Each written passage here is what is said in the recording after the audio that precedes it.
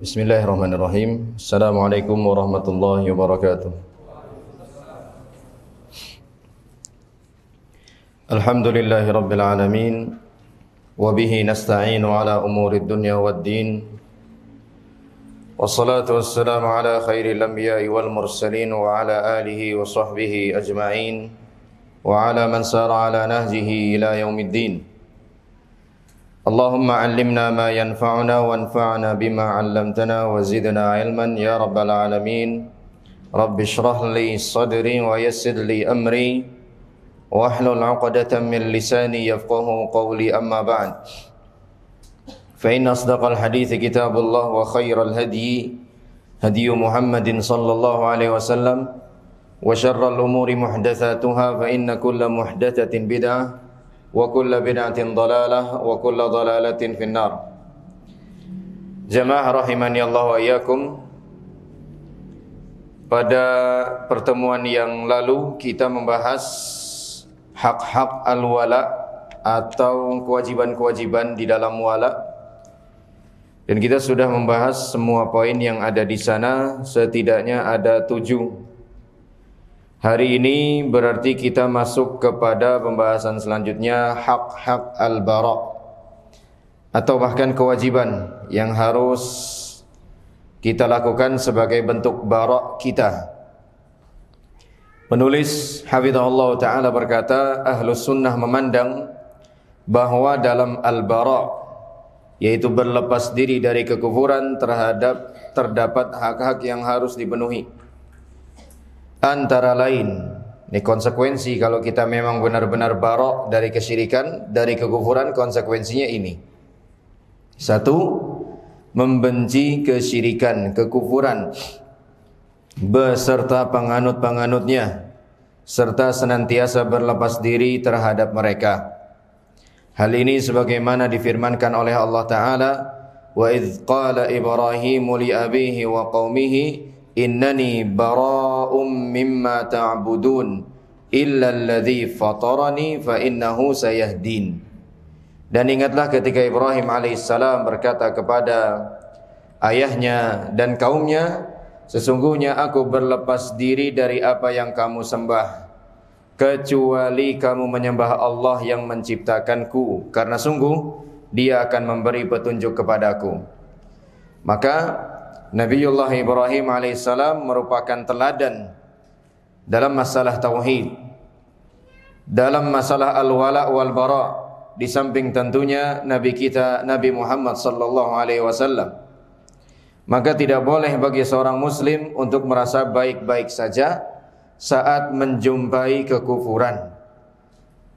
Tidak boleh bagi seorang muslim untuk merasa biasa-biasa saja saat menjumpai kemusyrikan, menjumpai Allah Subhanahu wa ta'ala diduakan dengan yang lain.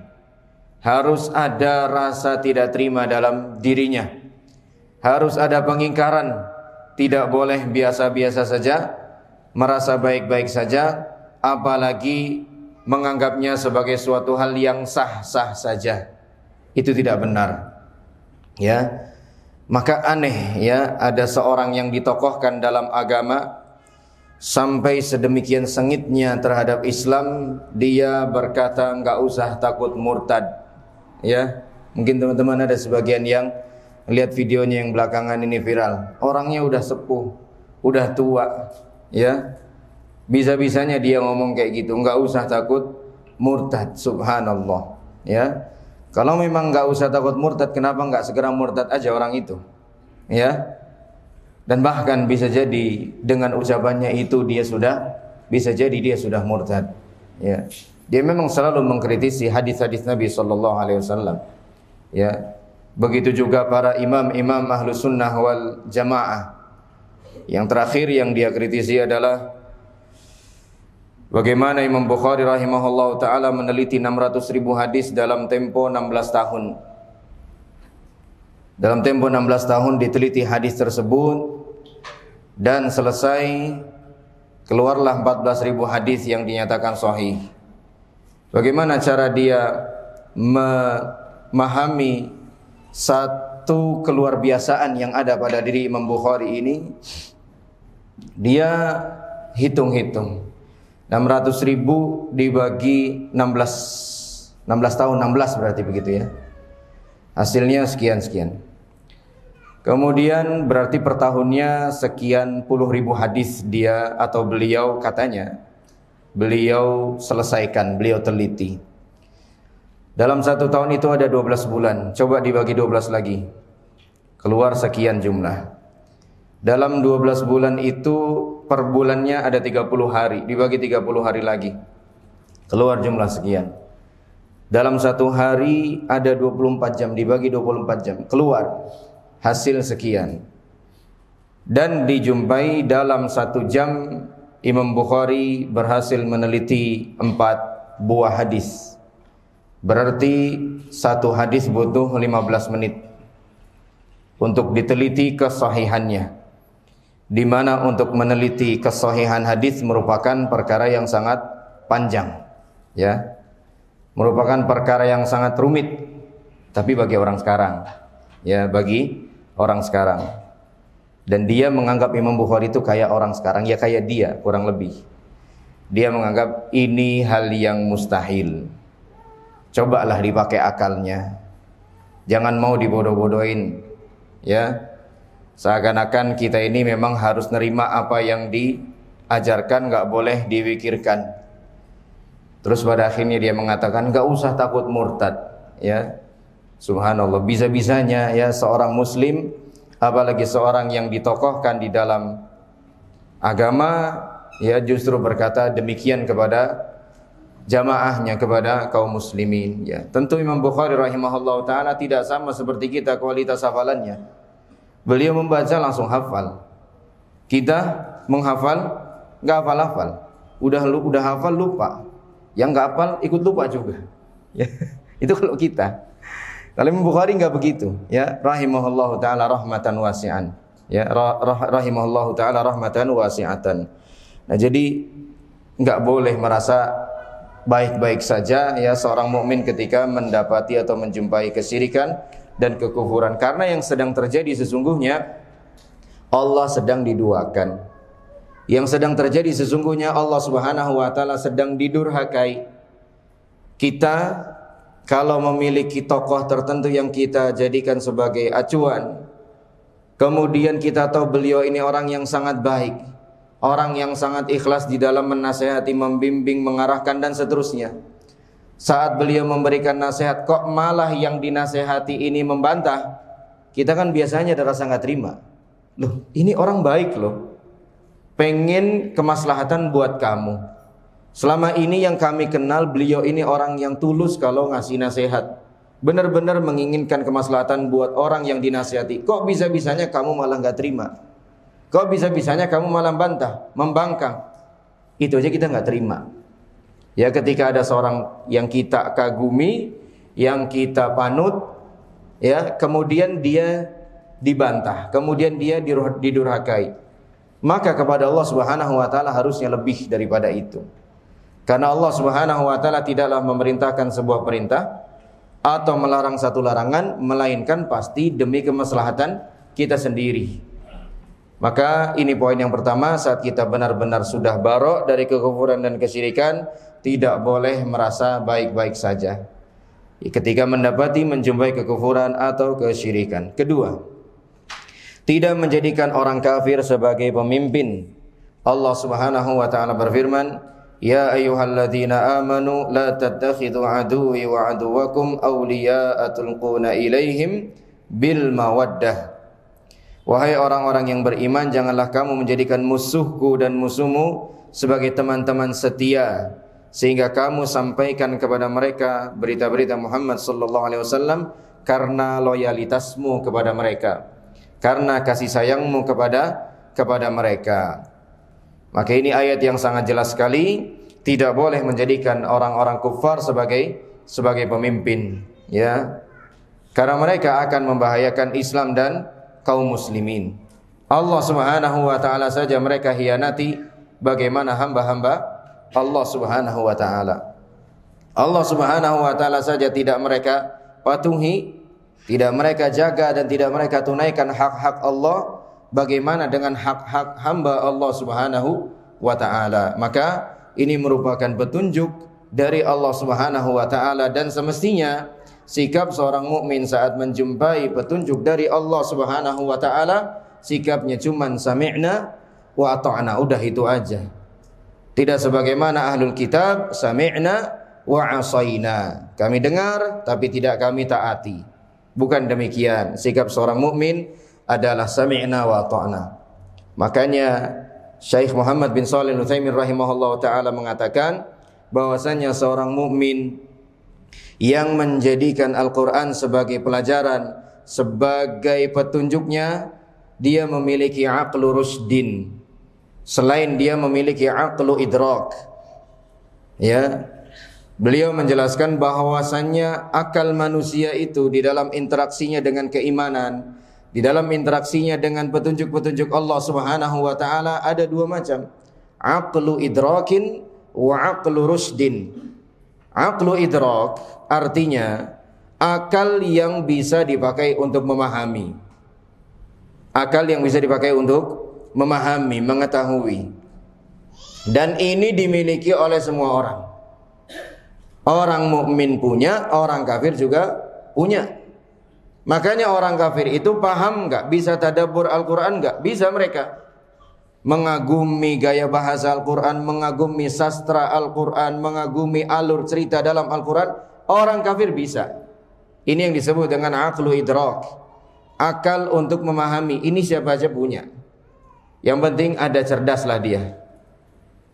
Adapun yang kedua, aqlu rushdin, yang memilikinya, yang diberi hanya orang-orang yang beriman saja. Aqlu rushdin maknanya adalah akal yang membimbing dia kepada kebenaran. Kemudian dia jadikan kebenaran itu sebagai jalan hidupnya. Sebagai jalan hidupnya. Maka ini merupakan hal yang harus kita pahami. Kemudian poin yang ketiga, meninggalkan negeri-negeri kafir dan tidak bepergian ke sana kecuali untuk keperluan darurat, dan dengan kesanggupan memperhatikan syiar-syiar agama tanpa ada pertentangan. Dan selain syarat darurat, ya, para ulama juga memberikan persyaratan yang lain saat seorang mau pergi ke negeri kufar. Syarat selanjutnya selain syarat darurat tadi adalah dia punya ketakwaan yang membentengi dia dari penyakit syubhat syahwat di sana. Dia punya ketakwaan yang akan memproteksi dia dari penyakit syahwat di negeri-negeri kufar. Hal-hal yang berkaitan dengan syahwat, kesenangan duniawi yang haram-haram juga di negeri-negeri kufar tentu lebih mudah untuk diakses daripada di negeri-negeri kaum muslimin. Ya. Di negeri-negeri kaum muslimin bisa diakses, tapi setidaknya mereka masih sembunyi-sembunyi. Hanya orang-orang tertentu saja yang benar-benar tahu tempat-tempat itu, bahkan kita nggak tahu, alhamdulillah. Tapi kalau negeri kufar bisa jadi sangat mudah untuk bisa didapati hal-hal yang mungkar tersebut. Maka dia perlu ketakwaan untuk memproteksi dirinya dari syahwat. Dan yang ketiga, dia punya ilmu untuk memproteksi dirinya dari syubhat yang ada di negeri kufar. Gak mustahil dia akan berjumpa dengan misionaris di sana. Gak mustahil dia akan berjumpa dengan orang-orang liberal di sana. Hingga kalau dia gak punya ilmu, gak mustahil juga dia akan terbawa syubhat yang didengarnya. Maka selain karena alasan darurat, yang harus dia miliki adalah takwa dan ilmu. Takwa akan membentengi dia dari syahwat, sedang ilmu akan membentengi dia dari syubhat, ya, dari syubhat. Jangankan ke negeri kafir, masih sama-sama di negeri muslim saja kita butuh ketakwaan dan ilmu, ya. Betapa banyak saudara-saudara kita, ya, subhanallah, terbawa syubhat-syubhat orang-orang yang hendak menyesatkan kaum muslimin dari sunnah Nabi sallallahu alaihi wasallam. Ya, karena salah berguru, salah cari ilmu. Walhasil bukan ilmu yang mereka dapatkan, bukan hidayah, yang mereka temui malah dhalalah atau kesesatan. Maka 3 syarat itu merupakan syarat yang mutlak yang harus dimiliki oleh seorang hamba ketika ia ingin bepergian ke negeri orang kafir. Rasulullah sallallahu alaihi wasallam bersabda, "Ana bari'un min kulli muslimin yuqimu baina adhhuril musyrikin." Aku berlepas diri dari tanggung jawab terhadap setiap muslim yang bermukim, berdomisili di tengah-tengah kaum musyrikin. Keempat, tidak menyerupai orang-orang kafir pada apa-apa yang telah menjadi ciri khas mereka dalam masalah dunia, seperti gaya makan dan minum, dan juga ciri khasnya yang berkaitan dengan agama. Ini kaitannya dengan larangan bertasyabbuh, menyerupai orang-orang yang tidak beriman kepada Allah Subhanahu wa taala. Jangankan menyerupai orang-orang yang tidak beriman, menyerupai orang-orang yang beriman tapi fasik saja juga jangan. Fasik itu artinya apa? Keluar dari ketaatan kepada Allah. Mereka-mereka yang masih melakukan dosa-dosa besar selain kekufuran dan kesyirikan, itu artinya al-fisqu, kefasikan. Pelakunya dinamai dengan fasik.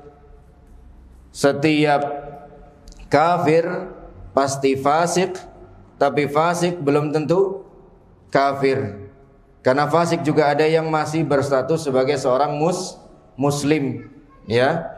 Murtakibul kabirah, para pelaku dosa besar, riba, ya, korupsi, durhaka kepada orang tua, zalim kepada anak istri, ini juga termasuk kabairiz dzunub, ya, termasuk dosa-dosa besar, dan pelakunya dikategorikan sebagai orang fasik. Nah, menyerupai orang fasik yang masih sama-sama muslim saja kita jangan, tidak diperbolehkan, apalagi menyerupai yang jelas-jelas orang-orang kafir.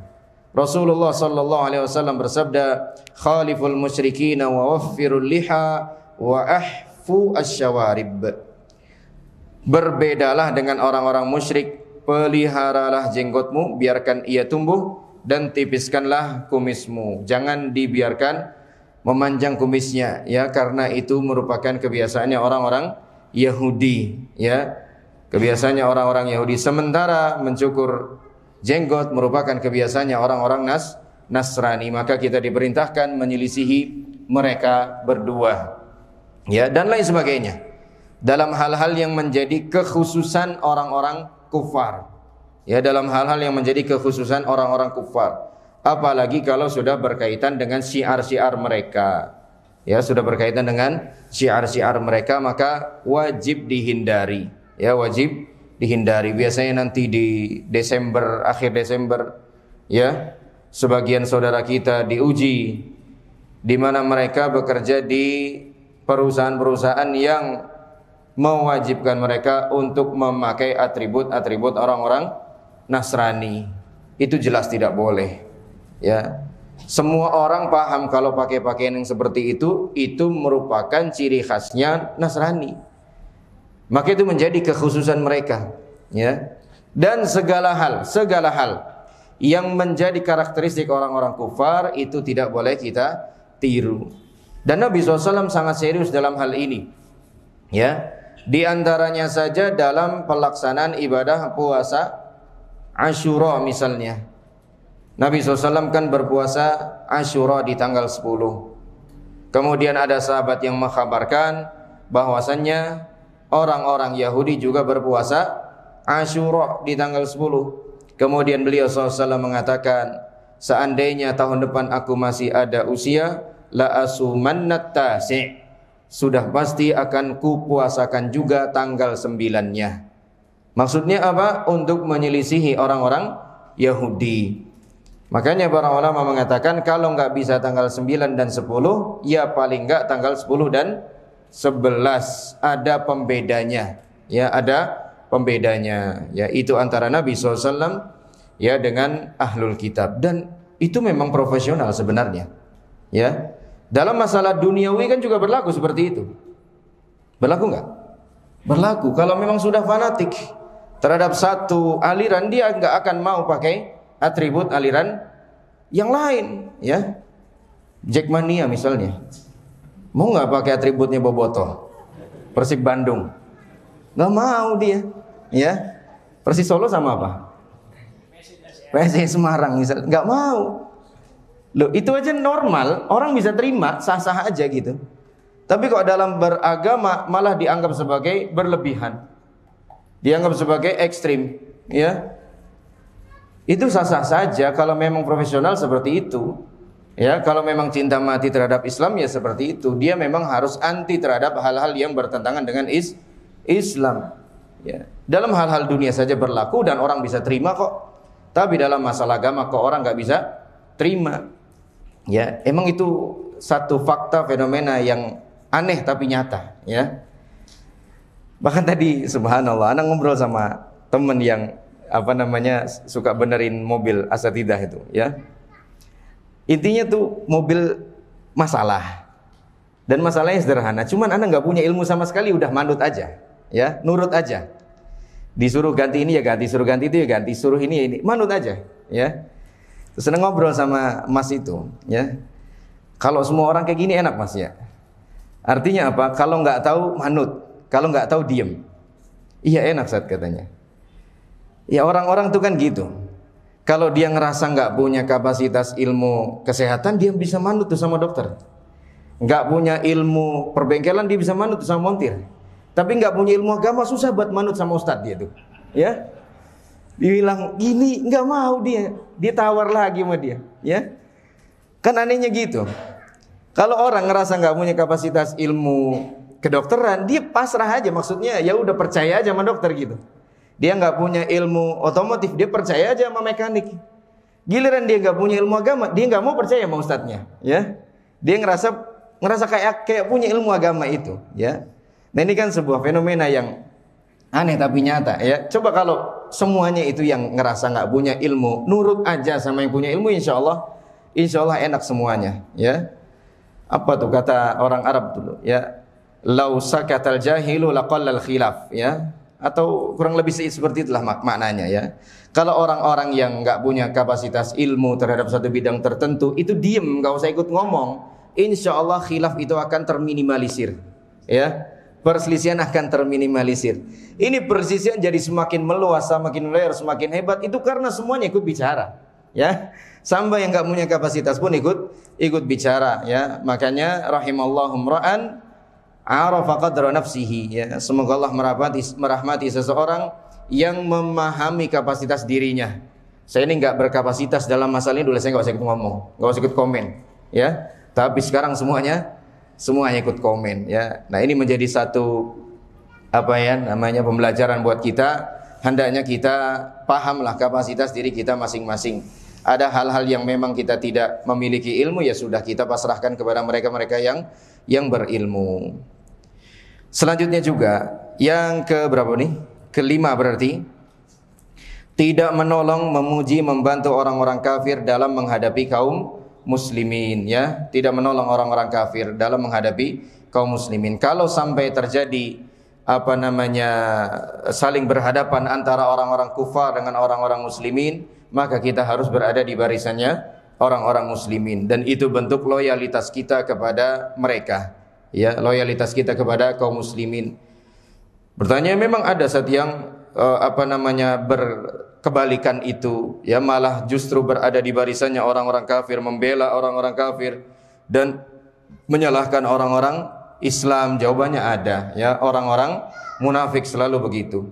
Mereka selalu saja pasang badan untuk membela orang-orang kufar, khususnya kufar dari kalangan ahlul kitab, ya. Atau bahkan yang musyrikin juga, saat ada aturan dilarang berjilbab bagi seorang siswi di sekolah A di daerah B, yang dibela yang non muslimnya, ya. Malah yang dibela yang non muslimnya, bukan yang muslimnya, ya. Tapi giliran sebaliknya terjadi, ya, di tempat kaum muslimin menjadi mayoritas, dia akan membela yang minoritas itu tadi, lagi-lagi, ya, yang musyrikin itu tadi. Ada orang-orang yang selalu seperti itu. Dan itu tentu ya bertabrakan dengan prinsip al-wala wal bara, ya, bertabrakan dengan prinsip al-wala wal bara. Keenam, tidak meminta bantuan dan pertolongan dari orang-orang kafir dan tidak menjadikan mereka sebagai sekutu yang dipercaya menjaga rahasia dan melaksanakan pekerjaan-pekerjaan penting, ya. Kalau memang ada hal-hal yang penting apalagi berkaitan dengan Islam dan kaum muslimin, maka tentu tidak dipercayakan kepada orang-orang kafir. Kalau bisa dipercayakan kepada orang-orang mukmin, itu jauh tentu lebih baik, lebih selamat, lebih aman, ya. Berapa tahun yang lalu tuh ya, entah ini anak dapat cerita dari orang Toyota di Cikarang dulu waktu masih di Bekasi, ya. Dulu katanya Arab Saudi itu kalau ngambil mobil itu biasanya ke Thailand misalnya. Ya, Thailand ke mana? Benar ya Thailand ya. Ada pabrikan Toyota di Thailand. Ya. Tapi begitu ada sekarang buka di Jakarta Utara dan di Cikarang Bekasi, pindah ngambilnya ke kami. Alasannya cuma satu, Ustaz, katanya. Karena ini di di Indonesia ini mayoritasnya orang-orang Islam, ya. Cuman karena itu aja alasannya, Masya Allah. Ya, padahal mungkin dari segi macam-macam ya nggak ada bedanya, ya. Kualitas mobilnya dan lain sebagainya, tapi karena pertimbangan, ya, Islam itulah mereka beralih ambil ke Indonesia. Ya, ini cerita saja dari salah satu orang yang kerja di sana, ya. Itu juga termasuk bentuk al-wala wal bara kepada kaum muslimin, lebih mengedepankan, memprioritaskan kaum muslimin, ya, lebih mengedepankan kaum muslimin. Ketujuh, tidak terlibat dengan mereka dalam hari raya dan kegembiraan mereka. Nah, ini dia nih yang banyak sekali belum difahami oleh saudara-saudara kita. Juga tidak memberikan ucapan selamat. Umat Islam tidak boleh mengikuti perayaan orang kafir dan tidak boleh memberikan ucapan selamat kepada mereka. Kalau mereka memberikan ucapan selamat Lebaran, Idul Fitri, Idul Adha kepada kita, ya itu terserah mereka. Ya, kalau agama mereka enggak melarang, ya sudah, itu urusan mereka. Kalau kita ya nggak bisa, ya, kita punya agama dan agama kita punya aturan, nggak boleh ikut merayakan hari rayanya orang-orang kufar. Namanya saja hari raya, hari bersenang-senang, ya, hari perayaan. Kalau kita ikut serta punya andil di sana, kemudian juga apalagi sampai mengucapkan selamat, itu kan berarti kita merestui. Itu kan berarti kita meridhoi. Kok bisa-bisanya seorang muslim merestui, meridhoi perayaan musuh-musuh Allah Subhanahu wa taala? Orang-orang yang memusuhi Allah Subhanahu wa taala ini tentu tidak masuk di akal, ya. Dan mereka mengatakannya, mengucapkan selamat itu kan enggak harus merestui. Loh, gimana bisa? Mengucapkan selamat itu ya pasti merestui, ya. Kita itu kalau datang ke walimahan, kemudian mengucapkan selamat kepada pengantinnya, bapak ibunya, keluarganya, itu kan berarti secara enggak langsung kita merestui. Kita datang ke kondangan itu, kita ucapkan barakallahu laka wa baraka alaika wa jama'a bainakuma fi khair, itu kan berarti kita merestui. Kalau memang kita enggak merestui, semestinya sedari awal kita enggak akan datang pasti, ya. Sedari awal kita enggak akan datang. Hadirnya kita di sana saja itu sudah menjadi bentuk bahwa kita merestui, bentuk pernyataan bahwa kita merestui. Begitu pula menghadiri perayaan orang-orang kufar, ya.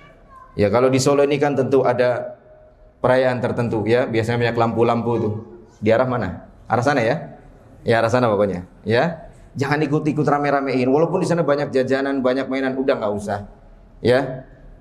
Karena itu juga termasuk bentuk perayaannya orang-orang kufar. Itu kan cuma tahun baruannya mereka. Mau sama aja, mau tahun baruannya mereka, tahun baruannya kita juga sama, enggak boleh.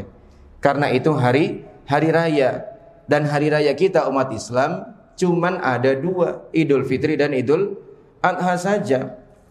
Hari raya yang ada ketika Nabi SAW datang ke Madinah itu dihapus. Hari raya yang biasa mereka rayakan sebelum datangnya Islam dan Rasulullah SAW, dan diganti oleh Allah Subhanahu wa taala dengan dua hari raya yang lebih baik, yaitu Idul Fitri dan Idul Adha. Dan cukuplah kita dengan yang pasti sah resmi dari Allah Subhanahu wa taala itu saja.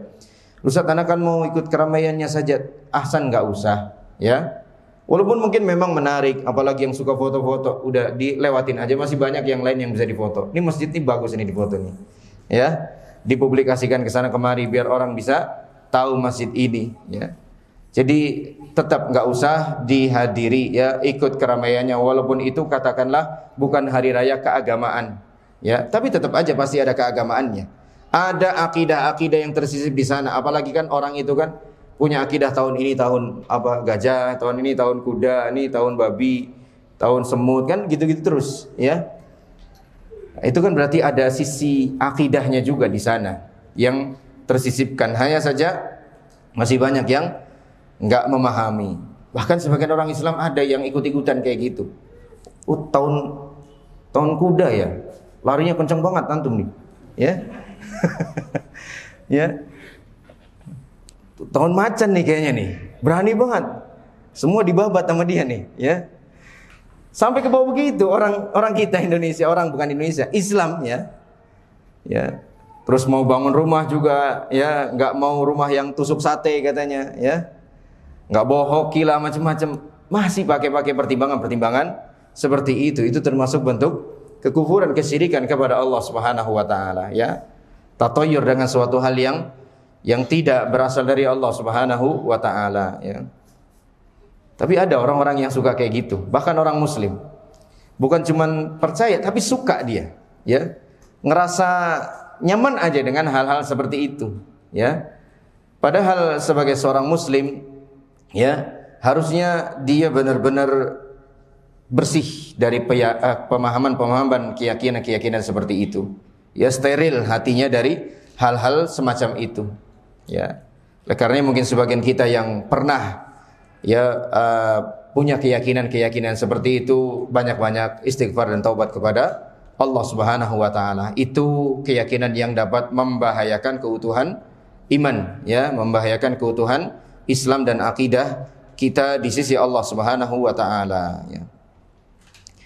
8, tidak memohonkan ampunan bagi mereka meskipun mereka keluarga terdekat, ya. Tapi kalau memohonkan hidayah boleh apa tidak?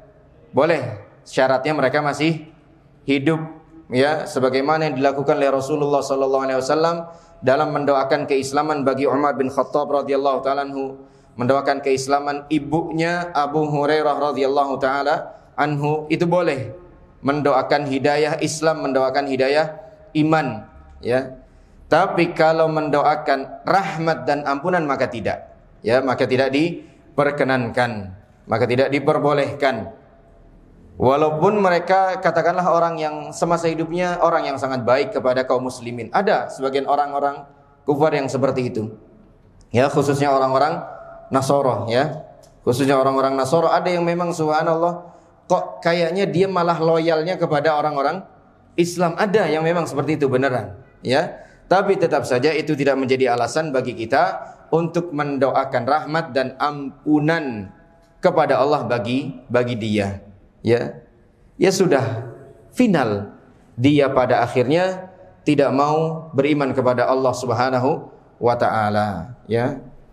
Makanya perlu ditinggalkan, ya, ucapan-ucapan yang banyak dipakai oleh orang-orang ketika ada tokoh-tokoh non-muslim yang meninggal dunia, ya. Misalnya mereka menggunakan tagar, ya, rib begitu fulan, ya, atau semoga istirahat dalam damai, ya, dan lain sebagainya. Itu tidak boleh sama sekali. Karena kalau seorang muslim mendoakan kedamaian bagi seorang kafir yang mati dalam kekafirannya, berarti dia telah menentang Allah Subhanahu wa taala. Orang kafir itu enggak akan damai dalam kematiannya, ya. Jangankan pasca kematiannya, di proses kematiannya saja dia tidak mengalami kedamaian. Kata Nabi SAW, dicabutnya ruh orang kafir itu bagaikan dicabutnya duri dari kain wol yang basah, ya. Benar-benar sakitnya luar biasa, berat, keras, susahnya luar biasa. Itu pasti tersiksa luar biasa. Bandingkan dengan seorang mukmin yang digambarkan oleh Nabi SAW ketika dicabut nyawanya, itu bagaikan keluarnya air dari mulut kendi. mengalir begitu, walaupun tetap ada rasa sakitnya. Tentu tidak sesakit yang dialami oleh orang-orang kafir. Itu belum mati dia, sudah nggak damai, ya, sudah nggak damai, sudah merasakan siksa yang luar biasa saat nyawanya, rohnya ditarik oleh Allah Subhanahu wa taala. Kabar dari Nabi sallallahu alaihi wasallam.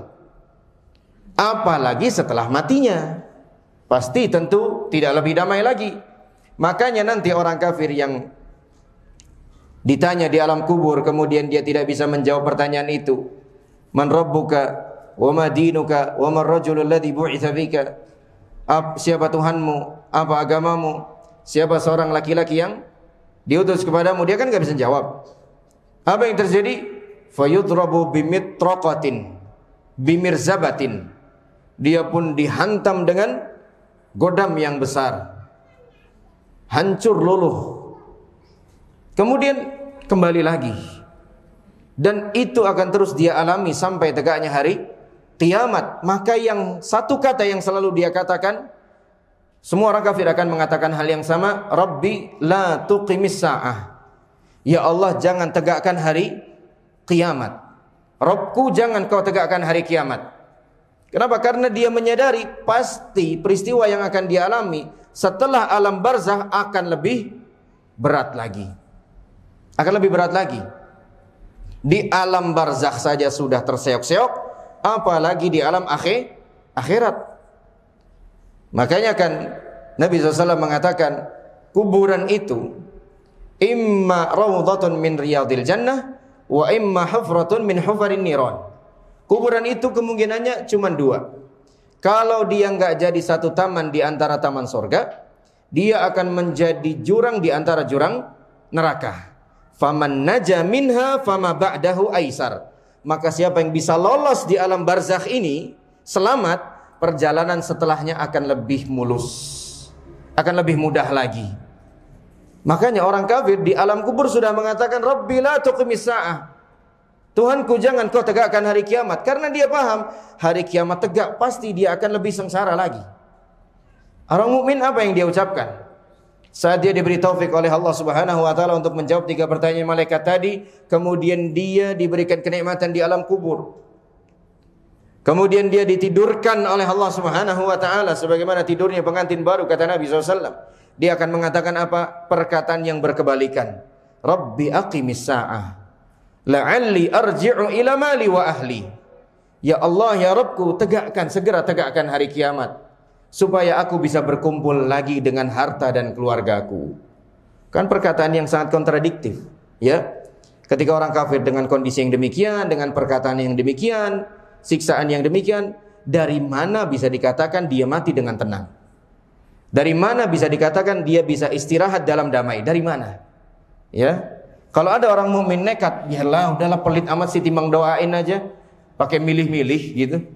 Ya, lo ini bukan masalah milih-milih doa. Nabi udah bilang dia nggak akan tenang. Dia akan selalu dalam ketersiksaan di alam kuburnya. Kok kamu nekat mendoakan ketenangan buat dia atau menyatakan dia mati dalam damai? Ini kan berarti kamu keras kepala batu kepada Nabi Shallallahu Alaihi Wasallam. Maka wajib untuk kita hindari ucapan-ucapan seperti itu. Ya, rest in peace, ya. Atau yang semakna dengannya lah, ya. Termasuk mengucapkan almarhum bagi orang-orang kafir juga tidak, ya. Kalaulah almarhum itu maknanya oleh masyarakat kita lebih difahami dengan terjemahan mendiang, ya sudah pakai aja mendiang, ya. Karena almarhum itu dalam bahasa Arab artinya apa? Yang dirahmati, ya. Apakah orang-orang kafir dirahmati? Jawabannya tidak. Ya, bahkan pembahasan almarhum kepada orang muslim pun ini kan ulama juga beda-beda penjelasannya.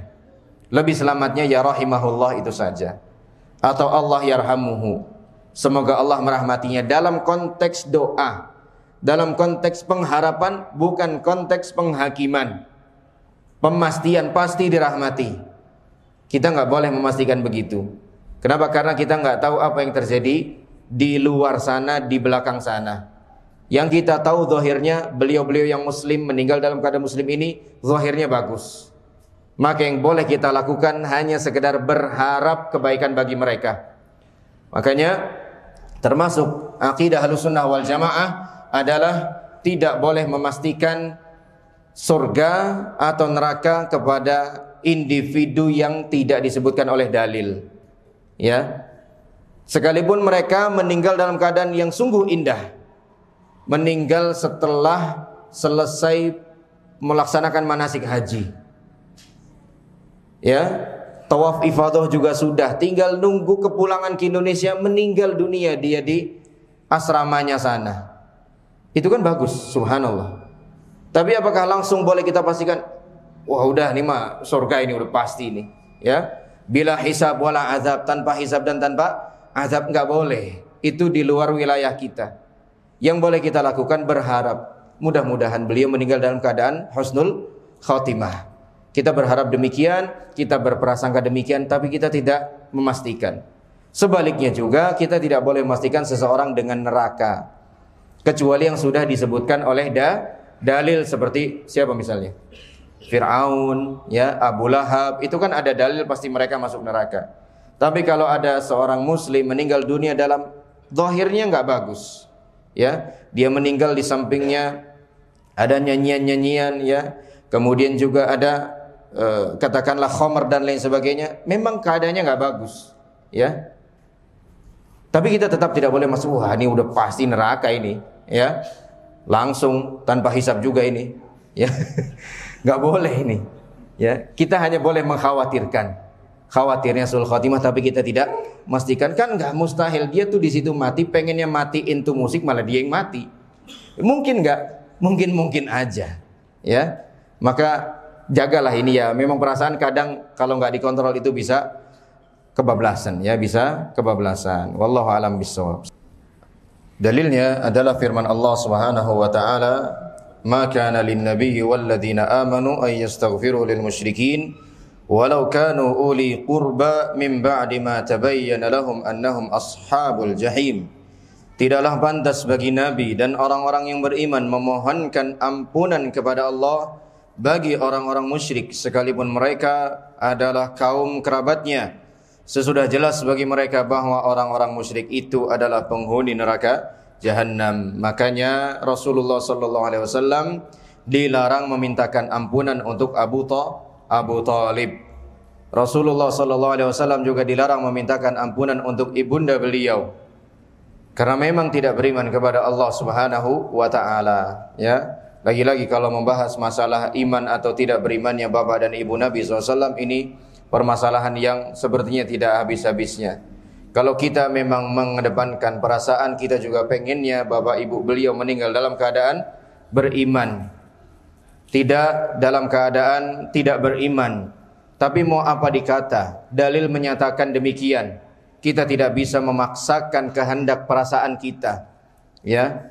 Lagi-lagi kalau kita berbicara menggunakan perasaan, tentu kita juga maunya, pengennya bapak ibu Nabi meninggal dalam keadaan beriman. Tapi kita tidak bisa berbuat banyak, tidak bisa berbuat apa-apa, bahkan ketika dalil sudah menyatakan yang berkebalikannya. Dan wafatnya orang tua para nabi atau keluarga para nabi dalam keadaan tidak beriman, ini bukan yang pertama. Dahulu-dahulu nabi-nabi yang sebelumnya juga sudah ada yang mengalami hal yang sama. Nabi Ibrahim alaihissalam, ya, imam ahli tauhid, ternyata bapaknya meninggal dalam keadaan kafir kepada Allah. Nabi Nuh alaihissalam, rasul yang pertama, ternyata anak dan istrinya kufur kepada Allah Subhanahu wa taala. Begitu juga Nabi Lut alaihissalam. Jadi ini bukan merupakan hal yang baru yang terjadi pada Nabi kita Nabi Muhammad sallallahu alaihi wasallam. Yang jelas ketika kita menyatakan demikian karena mengikuti dalil, kita sama sekali tidak merendahkan Rasulullah SAW. Na'udzubillahi min dzalik. Tidak mungkin seorang mukmin, serusak apapun Islam dia, iman dia, sebejat apapun dia tidak menghargai Rasulullah SAW. Itu tidak mungkin. Sebejat-bejatnya muslim itu kalau ditanya, kamu cinta enggak sama Rasul? Pasti dia akan mengatakan, ya saya cinta kepada Rasulullah SAW. Karena semua mukmin paham bahwa menghormati Rasulullah, mencintai Rasulullah SAW merupakan konsekuensi keimanan yang artinya kalau sampai tidak dilakukan bisa berakibat pada batalnya iman dia kepada Allah Subhanahu wa taala.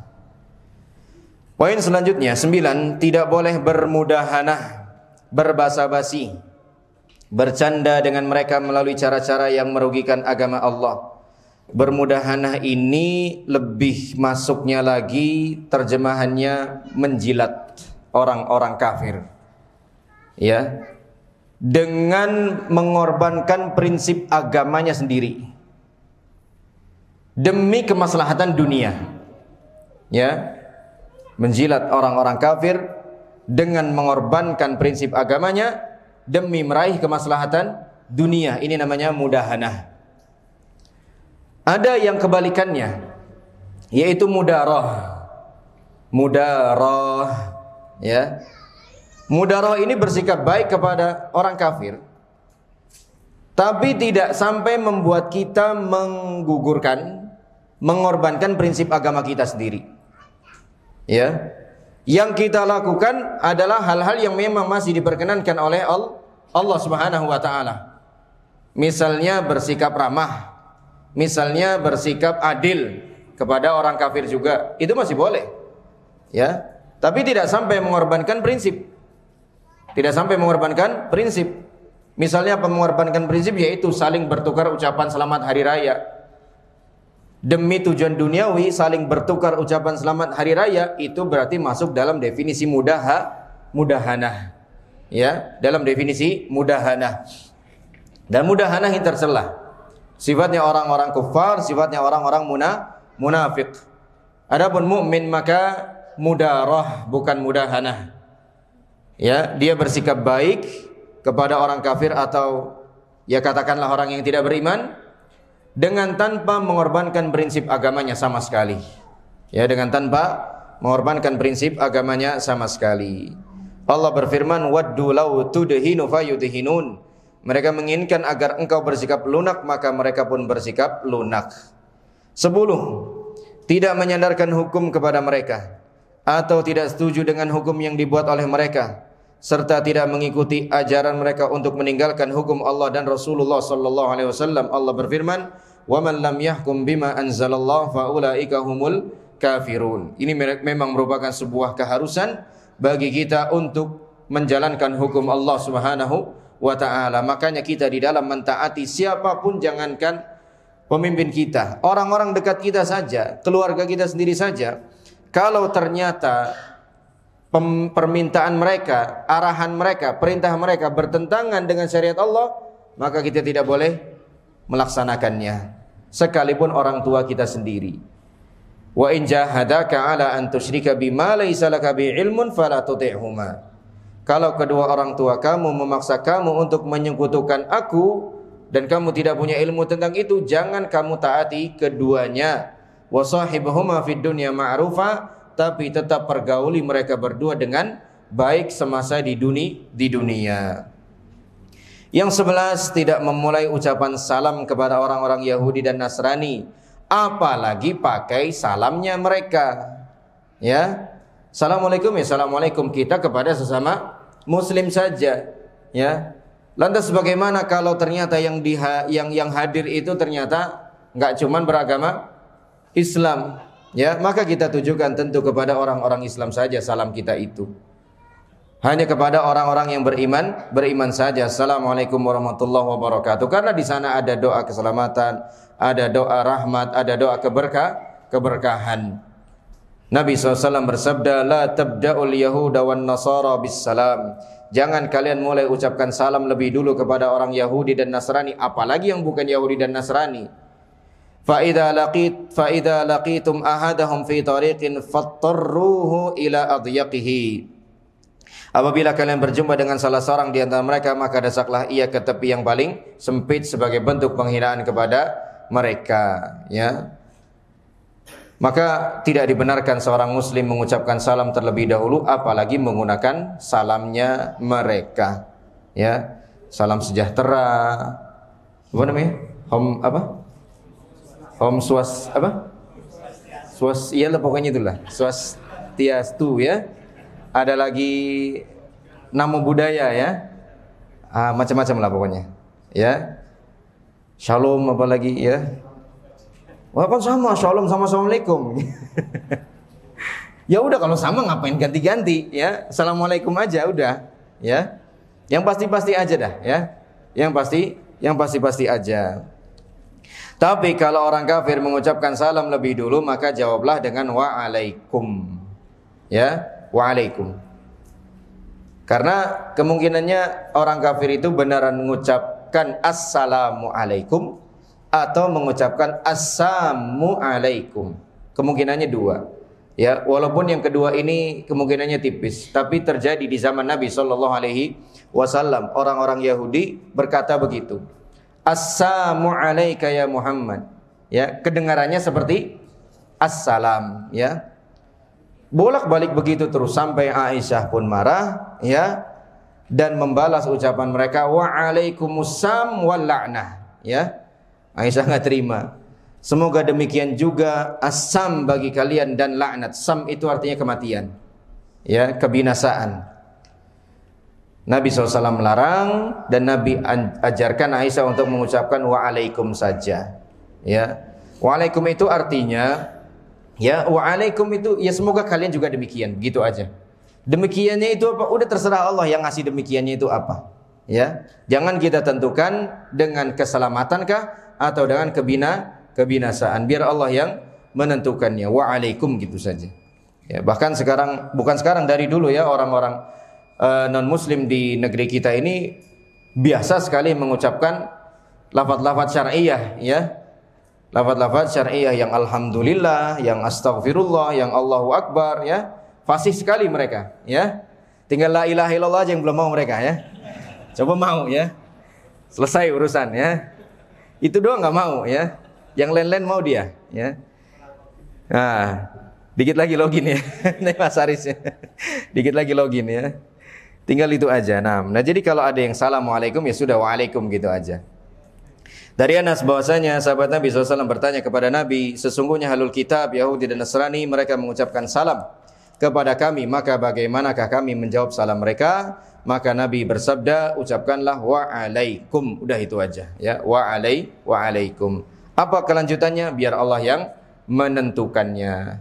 Wallahu alam bissawab. Mudah-mudahan Allah Subhanahu wa taala menganugerahkan kita keistiqomahan dalam iman dan amal saleh, juga dalam sunnah Nabi sallallahu alaihi wasallam. Hadanallahu wa iyyakum ajma'in. Subhanakallahumma bihamdika asyhadu an la ilaha illa anta astaghfiruka wa atubu ilaik. Billahi taufiq wal hidayah. Assalamualaikum warahmatullahi wabarakatuh.